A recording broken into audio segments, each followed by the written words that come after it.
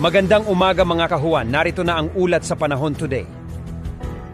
Magandang umaga sa ating lahat. Narito ang weather update sa araw ng Lunes, February 9, 2026.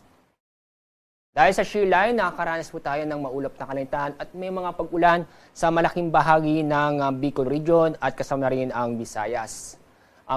Samantala, yung amihan ay nakakapekto sa malaking bahagi ng Luzon. Kaya kaninang madaling araw, nakaranas tayo ng malamig na panahon, lalo na po dito sa Metro Manila. Sa lukuyan ay wala pong LPA o bagyo sa dagat Pasipiko, lalong-lalo na sa loob ng ating Philippine Area of Responsibility. Itong shear line ay inaasahan na makakapekto pa rin sa Southern Luzon at Visayas bukas at sa Miyerkules. At yung amihan ay patuloy pa rin makakaapekto sa malaking bahagi ng Luzon kasama ang Metro Manila. At sa lagay na panahon ngayong araw, halos buong Luzon ay makakaranas ng maulap na kalangitan.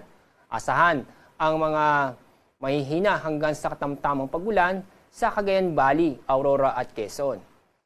Maraming ulan ang inaasahan sa malaking bahagi ng Bicol Region, lalo-lalo na sa Albay, Sorsogon at Catanduanes.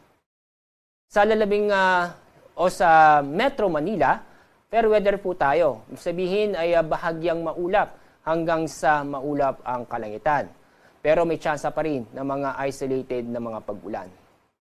Ang agwat ng temperatura sa Metro Manila ay 24 hanggang 27 degrees Celsius. Sa mga nagtatanong kung gaano kalamig ang panahon doon sa Baguio City, ang agwat ng temperatura ngayong araw, inaasahan po natin nasa 15 hanggang 24 degrees Celsius. Sa Tagaytay, 22 hanggang 27 degrees Celsius. Dako tayo sa Visayas at Mindanao. Maulan na panahon ang inaasahan sa Eastern Visayas at Western Visayas dahil sa shear line. Kaya sa mga kababayan po natin na mag-ingat po tayo at maging alerto sa mga posibleng pagbaha o pagguho ng lupa. Sa Central Visayas o sa lalabing bahagi ng Visayas, kasama na rin ang buong Mindanao. Fair weather po tayo kung saan makakaranas po tayo ng bahagyang maulap hanggang sa maulap ang kalangitan. At asahan din ang isolated na mga pagulan dahil sa thunderstorm. Medyo mainit na panahon ang inaasahan sa Zamboanga City at sa Davao City dahil ang inaasahan po natin na pinamataas na temperatura ngayong araw ay aabot ng 33 degrees Celsius. At dahil sa shear line, makakaranas ng moderate to heavy rains sa Catanduanes, Albay, Sorsogon, Eastern Samar at Northern Samar. Ngayon at bukas po yan.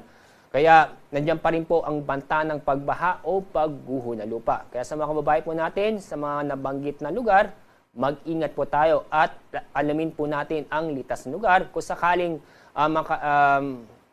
bilang paghahanda sa mga pagbaha o landslide. Halos buong Luzon ay makakaranas ng katamtaman hanggang sa maalon ng ating mga karagatan. Kaya meron tayong gale warning, ibig sabihin na may naasahan po tayong matataas ng alon, na kung saan ang taas ng alon ay aabot hanggang 6 na metro o halos 2 palapag ng gusali.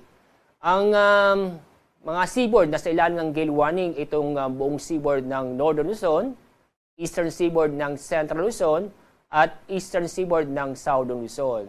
Kaya sa mga kababayan po natin na may plano o pumunta sa mga lugar doon, ay iwasan muna para sa ating kaligtasan.